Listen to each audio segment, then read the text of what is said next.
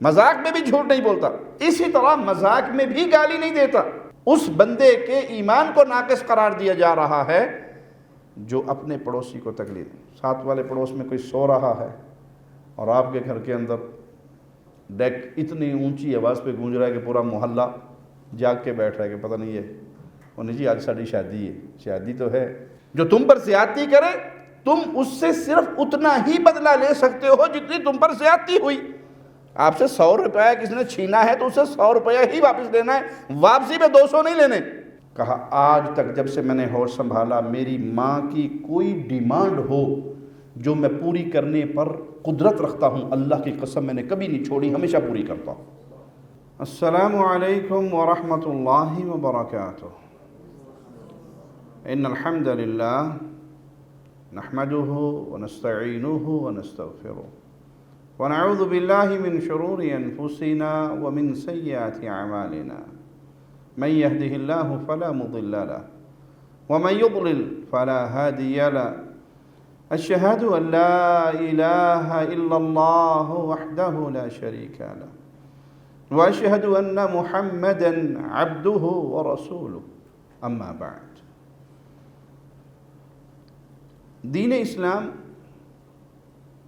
محبت اور پیار کا درس دیتا ہے، حسن معاشرت کا درس دیتا ہے، کسی پہ ظلم کرنے سے روکتا ہے، زیادتی کرنے سے روکتا ہے، کسی کو جان بوجھ کر نقصان پہنچانے سے روکتا ہے۔ اس سے محبت بڑھتی ہے، پیار بڑھتا ہے، معاشرے میں امن اور سکون ہوتا ہے۔ اور اگر ظلم، زیادتی، ایک دوسرے کو نقصان پہنچانا، تو اس سے فساد، بدامنی، لڑائی، آپس کی نفرتیں اور معاملہ قتل و غارت تک پہنچتا ہے۔ اس سلسلے میں رسول اللہ صلی اللہ علیہ وسلم کے فرامین اگر ان پر عمل کیا جائے تو معاشرہ محبت اور پیار کا گہوارہ بن سکتا ہے۔ ابو سعید الخدری رضی اللہ عنہ سے روایت ہے کہ رسول اللہ صلی اللہ علیہ وسلم نے فرمایا لا ضرر ولا ضرار، کسی کو نقصان نہ پہنچاؤ، کسی کا جان بوجھ کر برا نہ کرو۔ اگر آپ کے ساتھ کوئی زیادتی کرے، کوئی ظلم کرے، بہتر ہے اسے معاف کر دو، اللہ سے اجر لینا ہے۔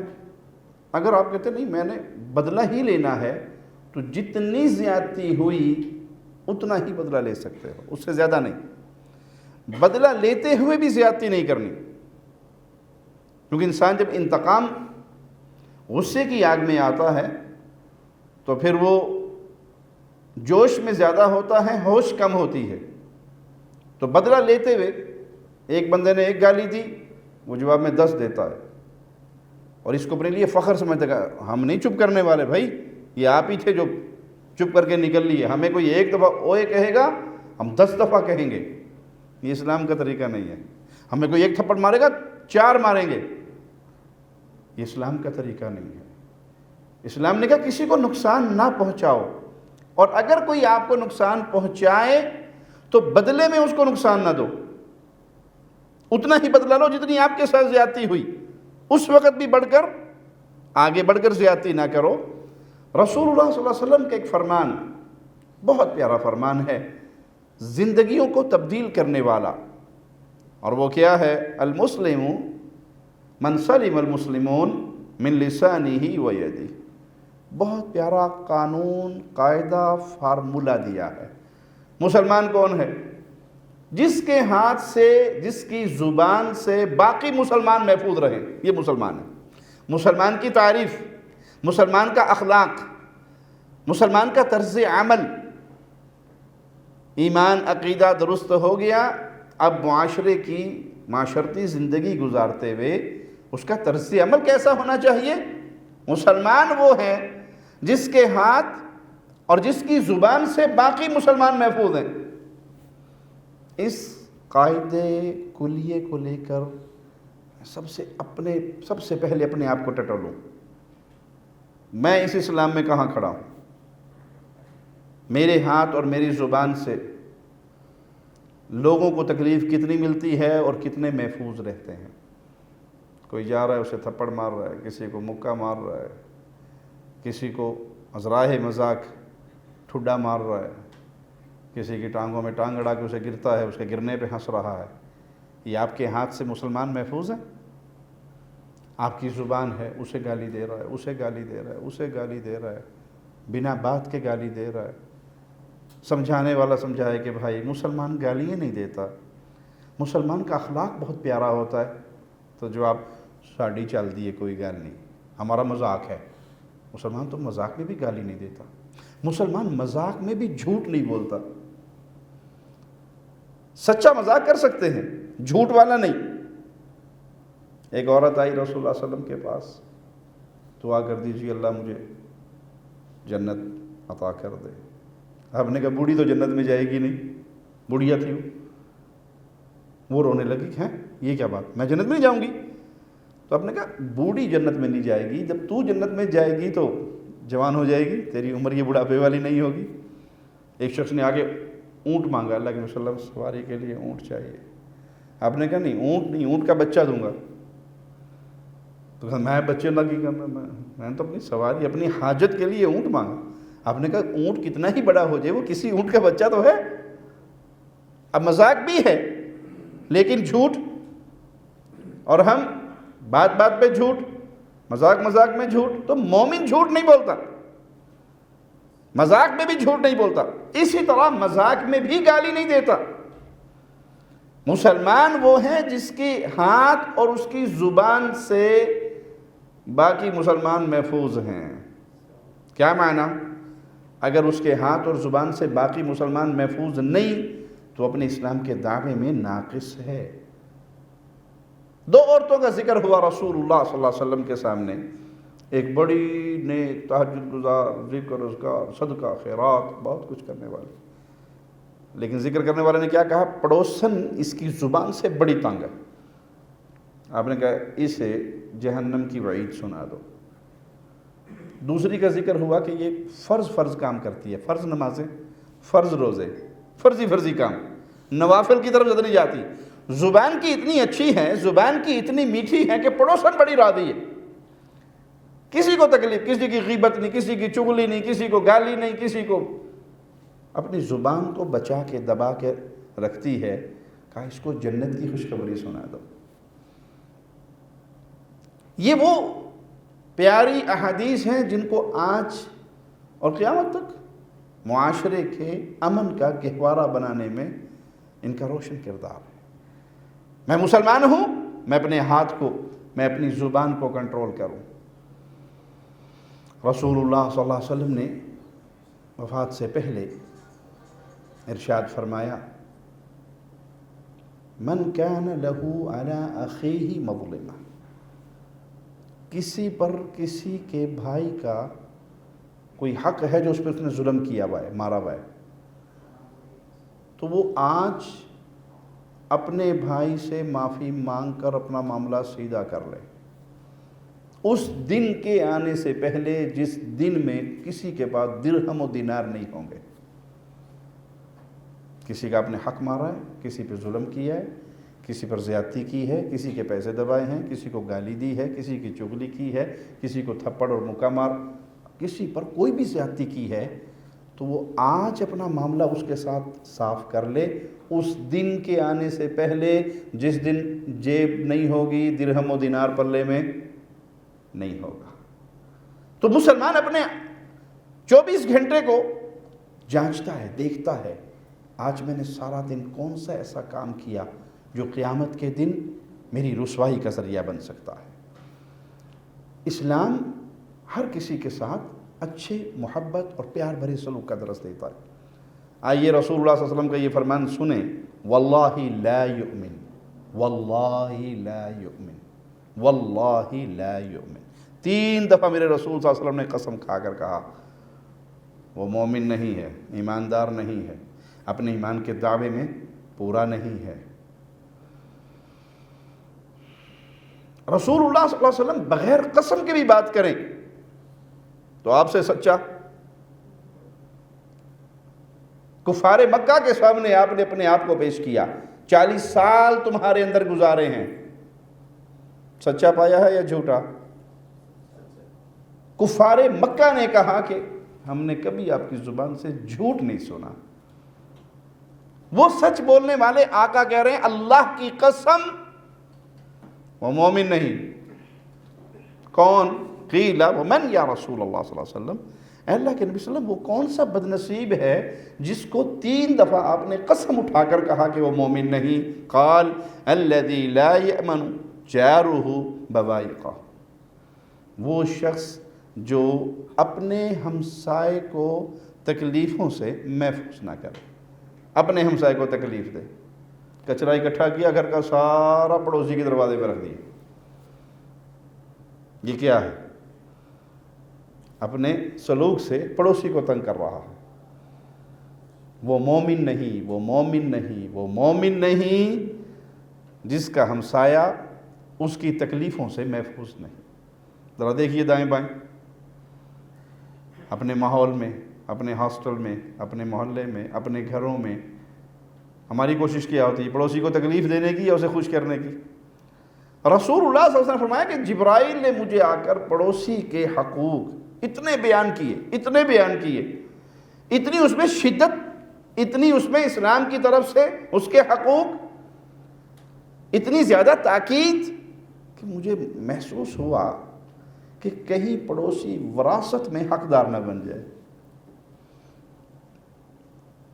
ادھر تو اس کی شان ہے، یہ اس کا مقام ہے، اور دوسری طرف اس بندے کے ایمان کو ناقص قرار دیا جا رہا ہے جو اپنے پڑوسی کو تکلیف، ساتھ والے پڑوس میں کوئی سو رہا ہے اور آپ کے گھر کے اندر ڈیک اتنی اونچی آواز پہ گونج رہا ہے کہ پورا محلہ جاگ کے بیٹھ رہا ہے کہ پتہ نہیں ہے انہیں جی آج ساڑی شادی ہے، شادی تو ہے، پڑوس میں کوئی بیمار بھی ہو سکتا ہے، کوئی مریض بھی ہو سکتا ہے۔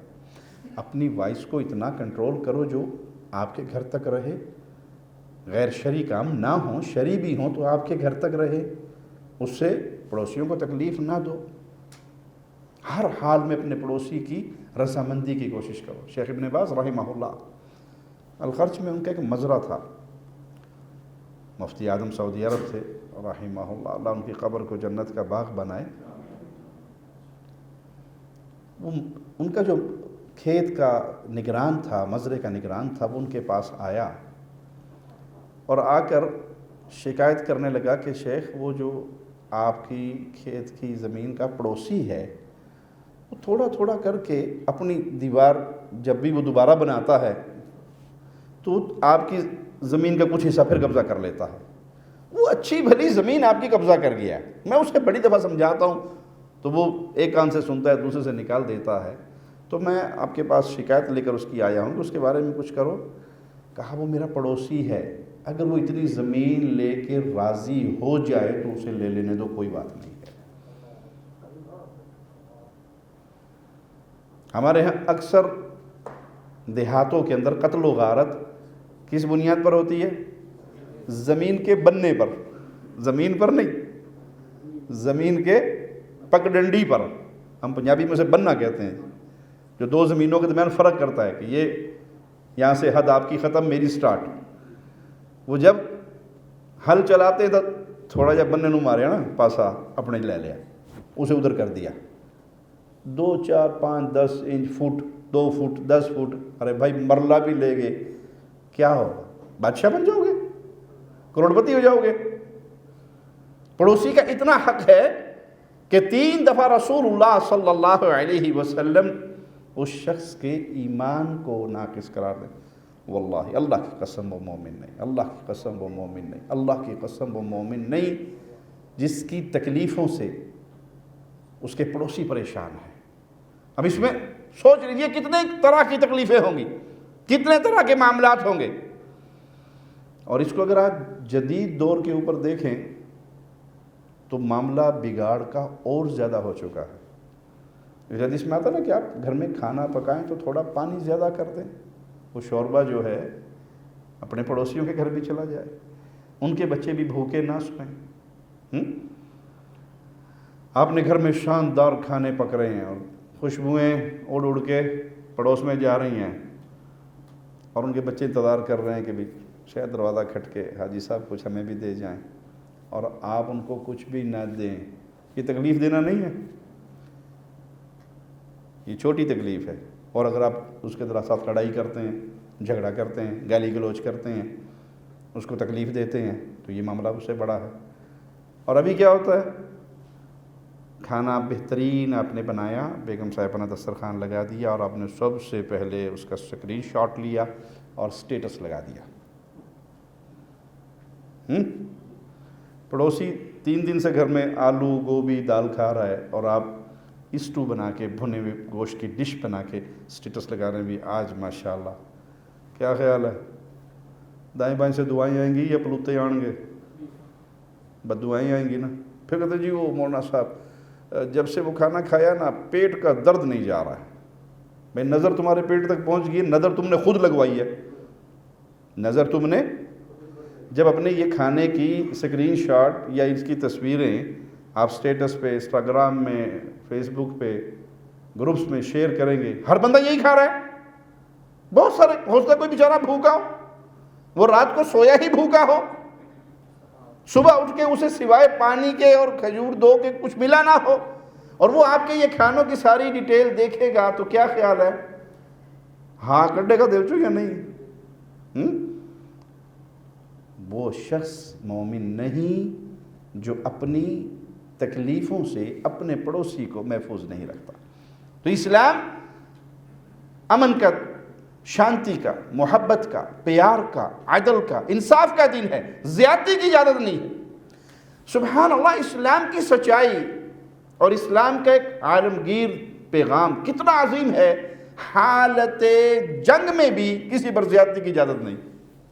جنگ، اسلامی جنگ، مسلمانوں کا جہاد، خلیفۃ المسلمین کے تحت لڑائی، اس جہاد کے اندر بھی، اس مبارک لڑائی کے اندر بھی کفار کے ساتھ زیادتی کی اجازت نہیں ہے۔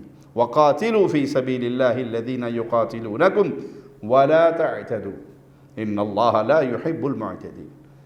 تم اللہ کی راہ میں ان لوگوں سے قتال کرو جو تم سے لڑ رہے ہیں، جو تم سے لڑ رہے ہیں۔ کفار نے لڑائی شروع کی، مسلمان اپنے دفاع میں لڑ رہے ہیں۔ اس حالت جنگ میں بھی قرآن کیا کہتا ہے؟ زیادتی نہیں کرنی، زیادتی کرنے والوں کو اللہ پسند نہیں کرتا۔ وہاں بھی آپ نے عدل کے ساتھ چلنا ہے۔ اس سے پیارا کوئی دین ہوگا؟ اس سے پیارا کوئی پیغام ہوگا؟ کفار کے ساتھ جنگ جاری ہے، اور ایک صحابی ایک کافر پر قابو پا لیتے ہیں، تلوار سونت لیتے ہیں اسے مارنے کے لیے۔ وہ تلوار دیکھتا ہے اور پھر کہتا ہے اشہد ان لا الہ الا اللہ۔ وہ صحابی اس کے باوجود اسے مار دیتے ہیں۔ معاملہ رسول اللہ صلی اللہ علیہ وسلم کے پاس آتا ہے۔ آپ نے کہا تو نے اسے قتل کر دیا اور اس نے لا الہ الا اللہ پڑھ لیا تھا؟ اللہ کے نبی صلی اللہ علیہ وسلم اس نے ڈر کے پڑھا تھا، خوف میں پڑا تھا۔ بظاہر چیز لگتی بھی ہے کہ نہیں؟ انسانی عقل یہی کہتی ہے کہ تلوار اٹھی ہوئی ہے، وہ نیچے گرا ہوا ہے، قابو آ گیا ہے، اب لگتا یہی ہے کہ وہ، آپ نے کہا تو نے اس کا دل چیر کے دیکھا تھا کہ اس نے ڈر کے پڑا ہے، یہ سچا پڑا ہے؟ قیامت کے دن جب وہ اپنا کلمہ لے کر آئے گا تو اللہ کو کیا جواب دے گا؟ یہ ہے اسلام کا امن کا پیغام کہ حالت جنگ میں ہو، میدان جہاد میں ہو، یہاں پر بھی تمہیں کفار کے ساتھ زیادتی کی اجازت نہیں ہے۔ ان کے ساتھ وہ سلوک کرو جو تمہارے ساتھ ہو رہا ہے۔ آپ دیکھتے ہوں گے اکثر یہ کلپ خوارج کی، اللہ ان کے فتنے سے امت مسلمہ کو بچائے۔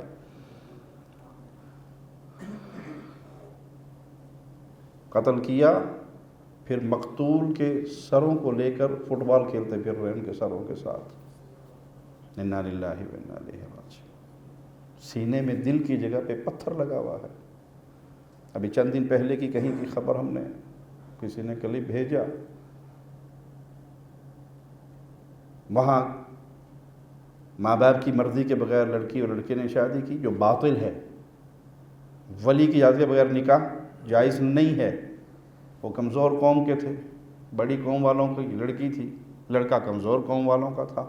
بڑی قوم والے آئے اور آ کے پورا گھر جو 200 گھرانوں پر پورا گاؤں جہاں 200 گھرانے اب آتے سارے کو آگ لگا کے ملیا مٹ کر دیا.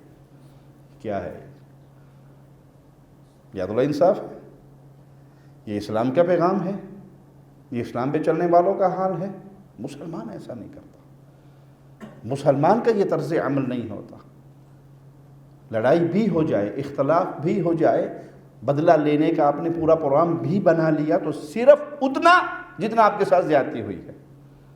ایک تو قانون ہاتھ میں لینے کی اسلام اجازت نہیں دیتا. آپ ایک مسلمان ملک میں ہیں، ایک بادشاہ کے انڈر ہیں، گورنمنٹ کے انڈر رہ رہے ہیں، تو آپ نے قانون ہاتھ میں نہیں لینا. اپنے ظلم اور زیادتی ہونے کی رپورٹ گورنمنٹ کو کر سکتے ہیں، بدلہ اتنا ہی لینا جتنا آپ کے ساتھ ہوا. لیکن ایک جرم ایک بندے نے کیا اور اس کی سزا پہ آپ پورا گاؤں جلا کر راکھ کر دیں، تھوڑی سی بات پہ لڑائی شروع ہو اور نتیجے میں 8-10 قتل ہو جائیں، یہ اسلام کی تعلیم نہیں ہے. وَلَا يَجْرِمَنَّكُمْ شَنَآنُ قَوْمٍ أَن صَدُّوكُمْ عَنِ الْمَسْجِدِ الْحَرَامِ أَن تَعْتَدُوا. جن لوگوں نے تمہیں مسجد حرام سے روکا، ان کی دشمنی تمہیں زیادتی پر نہ اکسا دے.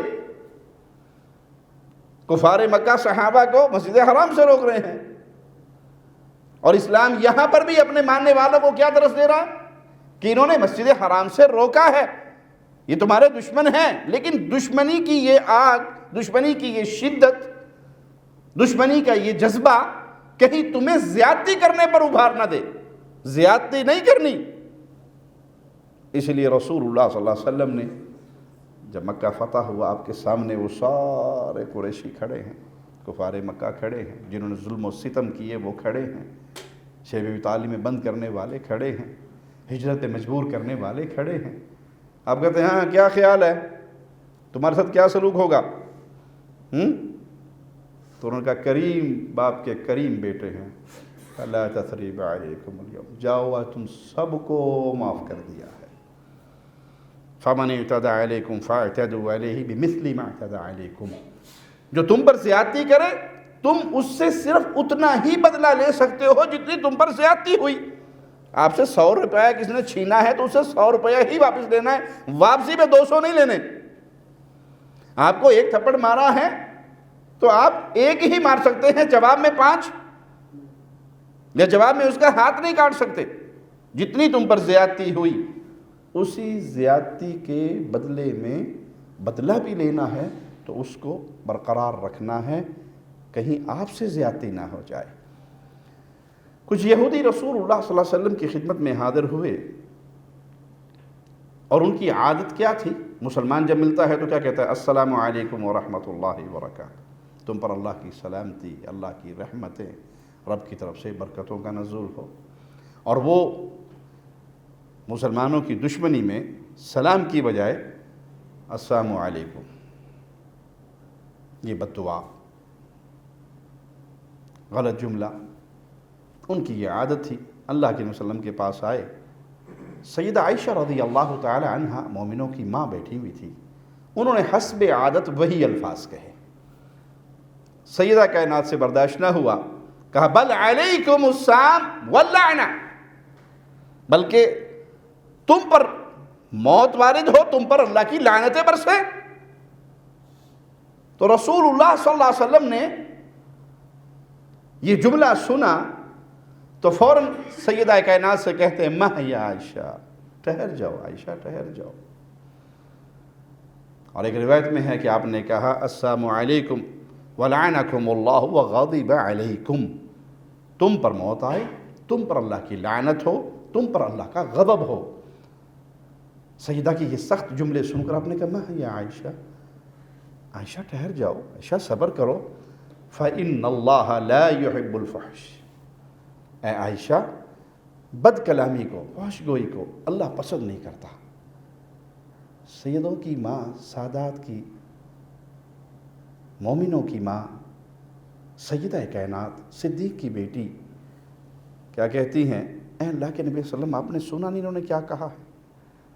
کہا تو نے نہیں سنا میں نے کیا کہا ہے؟ میں نے کہا وعلیکم. انہوں نے مجھے بد دعا دی، میرے لیے برے الفاظ کہے، میں نے جواب میں کہا وعلیکم، اگلا لفظ بھی نہیں کہا، بس تم پر. انہوں نے جو مجھے بد دعا دی تھی وہ اللہ نے قبول نہیں کی، لیکن جو میں نے جواب میں ان کی بد دعا کو انہی پہ لوٹا دیا وہ اللہ کے ہاں قبول ہو گئی۔ یہ ہے طریقہ اسلام کا، یہ ہے پیغام اسلام کا، کہ آپ پر کوئی زیادتی کرے تب بھی آپ نے طریقہ کار بدلہ لینے کے اندر بھی زیادتی کا نہیں ہے۔ کوئی انگل کرے تو میں تے باں کٹ دینا، اسلام نہیں ہے۔ اوئے کہے تو میں تے اکھاں کٹ لینا، اسلام نہیں ہے۔ کوئی ایک مارے تو میں تے اجاڑ کے رکھ داں گا، اسلام نہیں ہے۔ یہ اخلاق اسلام نے سکھایا ہے۔ جب تک میرے اور آپ کے اندر یہ اخلاق نہیں آئے گا، یہ محبت اور پیار نہیں آئے گی، تب تک وہ محبت اور پیار کا ماحول نہیں بنے گا۔ ہم اصل میں سبق جلدی بھول جاتے ہیں، سبق بار بار یاد کروانے کی ضرورت ہے۔ ایک عالم نے بہت پیارا اس پر ایک واقعہ سنایا، کہ ایک کنوارے لڑکی کی شادی ہو گئی۔ شادی کا ہفتہ گزرا تو ایک شیخ نے پوچھا، سناؤ بیٹا شادی ہوئی ہے، کیسی گزر رہی ہے؟ کہا ماشاءاللہ ماشاءاللہ، زندگی کا تو مزہ اب آیا۔ میں تو پریشان ہوں کہ 25 سال تک شادی کی کیوں نہیں تھی، وہ جو کماری زندگی گزاری اس پہ افسوس کر رہا ہوں، اصل زندگی تو یہی ہے۔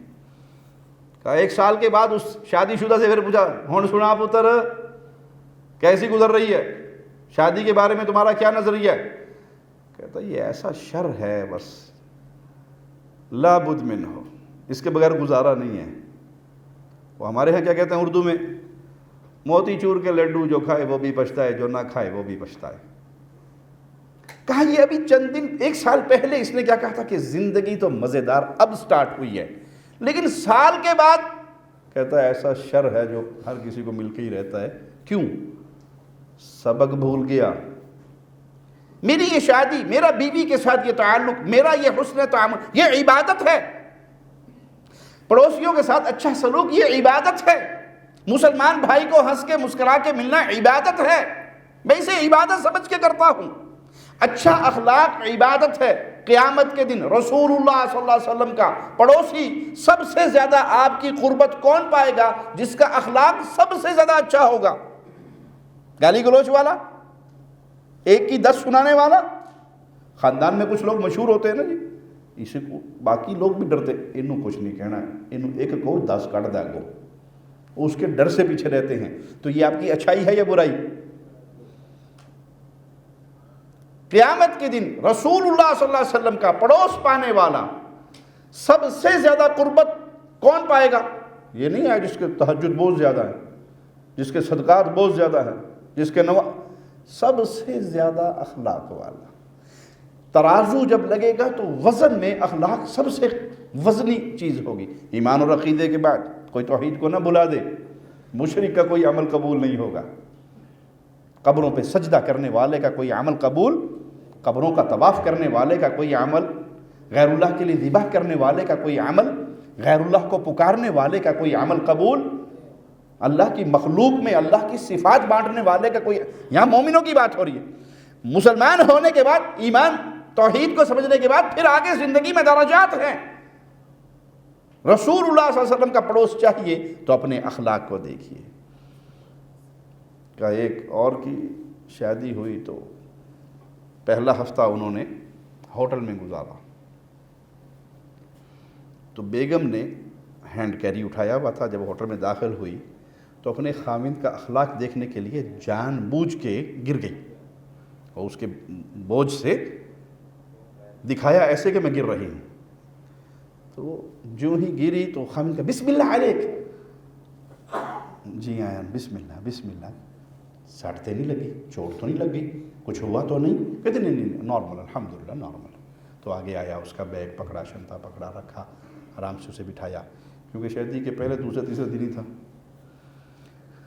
کہتا وہ 2 سال گزرے، وہ پھر اس علاقے میں گئے جہاں وہ ہوٹل میں رہے تھے، تو بیگم نے جان کے کہا آج اسی ہوٹل میں جا کے نہ رہے جہاں ہم نے پہلا ہفتہ گزارا تھا، ہنی مون منایا تھا، چلتے ہیں وہیں جگہ رہتے ہیں۔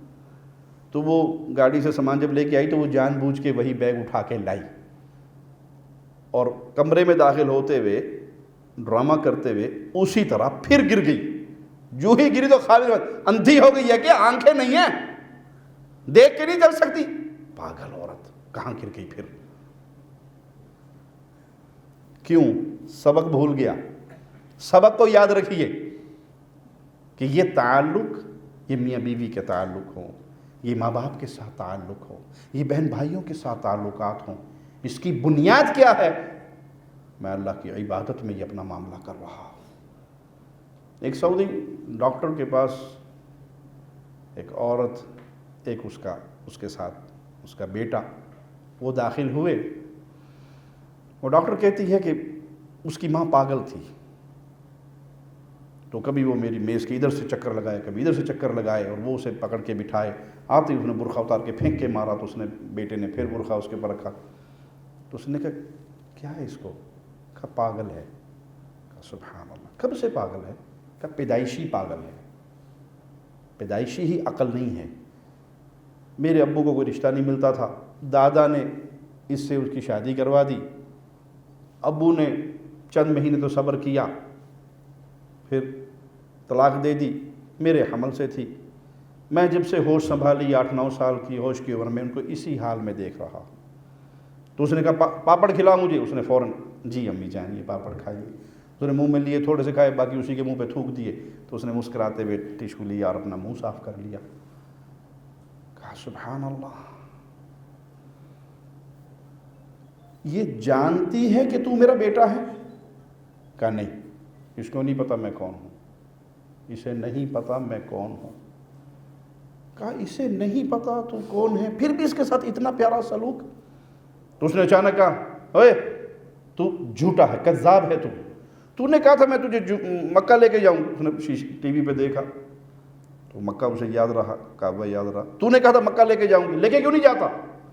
تو اس نے کہا امی جمعرات کو میں نے چھٹی لی ہے, جمعرات کو چلیں گے, جو پلان ہے ہمارا جمعرات کو جانے کا ہے. تو ڈاکٹر حیران ہو کے کہتی تو اس کو مکہ لے کر جائے گا, اس پر تو کوئی نماز روزہ حج جمعہ کچھ فرض ہی نہیں ہے, پاگل ہے. کہا آج تک جب سے میں نے ہوش سنبھالا میری ماں کی کوئی ڈیمانڈ ہو جو میں پوری کرنے پر قدرت رکھتا ہوں, اللہ کی قسم میں نے کبھی نہیں چھوڑی, ہمیشہ پوری کرتا ہوں. میں رات کو سوتا ہوں تو اس کا پاؤں اپنے پاؤں کے ساتھ رسی سے باندھ کے سوتا ہوں کہ کہیں سوتے ہوئے یہ اٹھ کے بھاگ گئی تو میں ماں کہاں ڈھونڈتا پھروں گا. کیا یہ تو اتنی اس کے ساتھ نیکی سلوک کر رہا ہے, یہ جانتی ہے کہ تو میرا بیٹا ہے؟ کہا نہیں, یہ نہیں جانتی, لیکن میں جانتا ہوں یہ میری ماں ہے,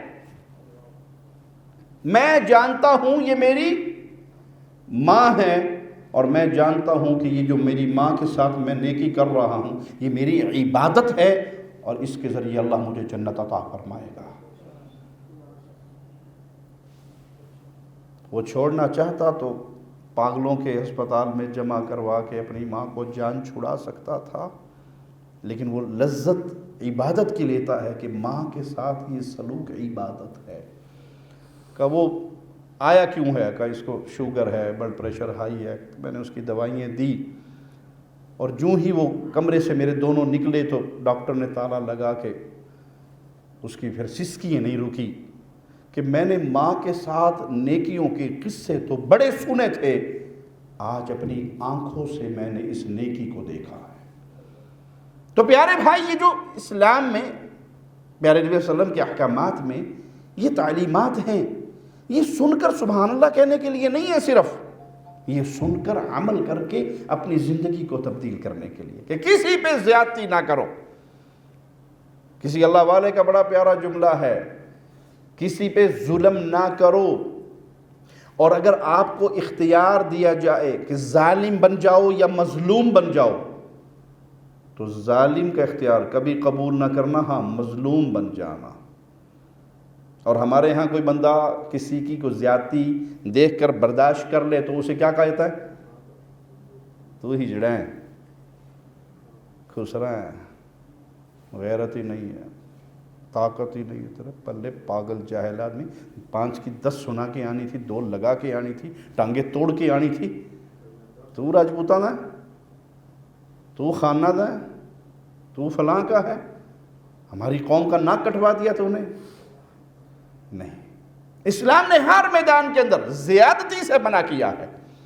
آئیے اللہ کا فرمان سنیے، میاں بیوی آپ اس میں بڑی محبت اور پیار کا رشتہ ہے، لیکن اگر یہ میاں بیوی کے درمیان بھی کوئی اختلافات معاملات ہو جائے تو یہاں بھی زیادتی سے اللہ نے منع کیا ہے۔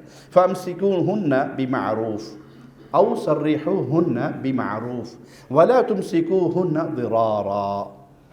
فَأَمْسِكُوهُنَّ، ان کو اپنے پاس بساؤ پیار سے، محبت سے، بِمَعْرُوف، پیار سے، محبت سے۔ یہ جو آپ اس پہ خرچ کر رہے ہیں عبادت ہے، اس کے منہ میں لقمہ ڈال رہے ہیں عبادت ہے، وہ اپنے خامند کی خدمت کر رہی ہے عبادت ہے، وہ اس کے بچوں کو پال رہی ہے عبادت ہے۔ یہ نہیں کرنا، سرحوہن بمعروف، جدا کرنا ہے، معاملہ طلاق تک پہنچ چکا ہے، علیحدگی کا ہو چکا ہے، تب بھی اس کو نیکی کے ساتھ، معروف کے ساتھ فارغ کرو۔ وَلَا تُمْسِكُوهُنَّ ضِرَارًا، زیادتی کرنے کے لیے اس کو اپنے ساتھ باندھ کے نہ رکھو۔ باندھ کے رکھتے ہیں یا نہیں؟ جی، لڑائی ہو گئی، وہ اپنے گھر، وہ اپنے گھر، اب وہ خلا مانگتی ہے، یہ دینے کے لیے تیار نہیں ہے۔ کئی کیس ایسے ہوتے ہیں کہ ریٹن کوئی چیز نہیں ہے، کوئی پروف نہیں ہے نکاح کا، زبانی شرعی نکاح ہوا، اب یہ عدالت نہیں جا سکتی، کورٹ نہیں جا سکتی، تھانے نہیں جا سکتی۔ اس نے کہا میرے گھروں گئی نا، اینا ذلیل کریں گے، ایڑیاں رگڑ رگڑ مرے گی، میں نہیں تو کوئی بھی نہیں، اب تو کہیں شادی نہیں کر سکتی، نہ خرچہ دوں گا، نہ طلاق دوں گا، اسی طرح ذلیل کروں گا۔ تو کیا خیال ہے، ساری عمر بیٹھے رہو گے؟ مر کے اللہ کے پاس نہیں جانا، اللہ کی عدالت نہیں لگنی، وہاں پیشی نہیں ہونی؟ تو اسلام منع کرتا ہے محبت سے رکھو۔ میاں بیوی کا رشتہ تو محبت اور پیار کا رشتہ ہے، نہیں جم رہی، محبت اور پیار سے آزاد کر دو۔ آدم علیہ السلام کہاں تھے جب پیدا ہوئے؟ تو کہاں تھے؟ جنت میں۔ جنت میں وہ کہتے ہیں جی وہ بیوی تو ٹھیک ہے لیکن یاری ہوندی، جڑے یار ہوندے نے نا وہ یار تے بس پھر یاراں دا تے کی کہنا، بیویوں سے بھی بہت آگے ہوتے ہیں۔ تو جنت میں آدم علیہ السلام کا دل خوش کرنے کے لیے یار پیدا ہوا، دوست پیدا ہوا۔ جی کون پیدا ہوا؟ کس کو پیدا کیا گیا؟ بیوی کو۔ تو پھر کہہ سکتے ہیں کہ بندہ جنت میں بھی ہو اور بیگم نہ ہو تو دل نہیں لگتا؟ اتنی محبت بھرا رشتہ، اتنا پیار بھرا رشتہ، اتنا آپس کے اندر عزت والا رشتہ، تو یہاں بھی زیادتی کرنے سے اسلام نے منع کیا۔ محبت سے گزار رہے گزارو، اگر نہیں گزارا ہوتا تو یہ اسلام ہے، جہاں آپ کو طلاق کا حق دیا ہے وہاں اسے خلا کا حق دیا ہے۔ آرام سے محبت سے بغیر زیادتی کرتے ہوئے الگ ہو جاؤ۔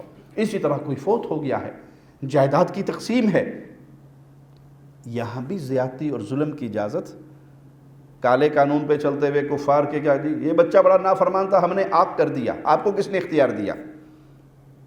یہ تو مسلمانوں کا قانون نہیں ہے۔ نہیں جی اس بیٹے نے ہماری بڑی خدمت کی، ہم ساری پراپرٹی اس کے نام کر کے جا رہے ہیں، قبر میں جوتے کھانے کی تیاری پکی کر کے جا رہے ہو۔ سارا پراپرٹی کا اپنا کھاتا ایک بچے کو دے دیا، باقی بچوں کو محروم کر دیا، بیٹیوں سے سارا حق چھین کے بیٹوں کو دے دیا، بیٹیوں کو محروم کر دیا، کسی ایک نے لاڈ کیا آپ کے ساتھ پیار کیا تو آپ نے اس کو زیادہ دے دیا۔ اسلام اس کی اجازت نہیں دیتا۔ من بعد وصیۃ یوصی بها او دین غیر مضار، میت کی جائیداد اس کی وصیت پورا کرنے، اس کا قرضہ ادا کرانے کے بعد تقسیم ہوگی، اور کسی کے ساتھ زیادتی نہیں، کسی کو نقصان نہیں پہنچایا جائے گا۔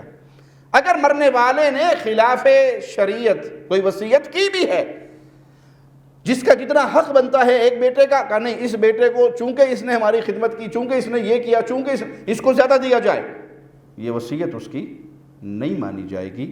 جتنا اللہ نے حق رکھا ہے ہر کسی کو اس کا حق ملے گا، اور یہی رسول اللہ صلی اللہ علیہ وسلم کی احادیث سے ثابت ہے، من ضار اضر اللہ بہ، جو کسی کو نقصان پہنچائے اس کے بدلے میں اللہ اسے نقصان پہنچائے گا۔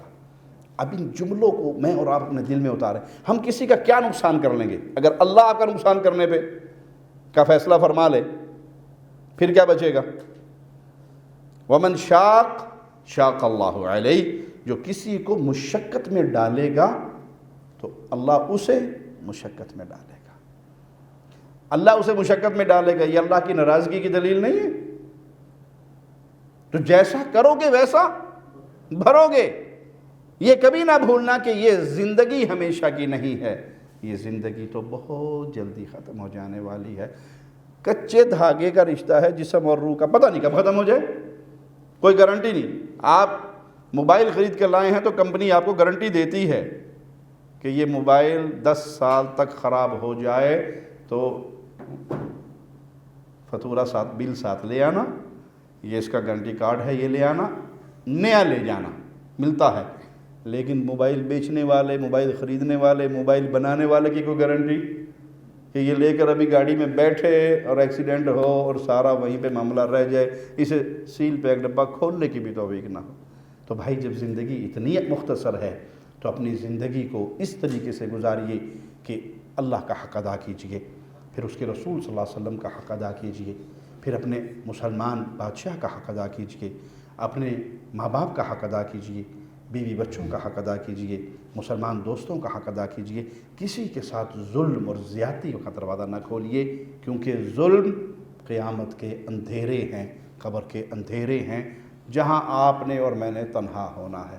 اللہ سے دعا ہے اللہ ہمیں زندہ رکھے، ایمان کی بہترین حالت میں رکھے، اللہ ہمیں موت دے تو اس حال میں اللہ ہم سے راضی ہو، ہم اپنے اللہ سے راضی ہوں۔ اقول قولی ھذا واستغفر اللہ لی ولکم ولسائر المسلمین۔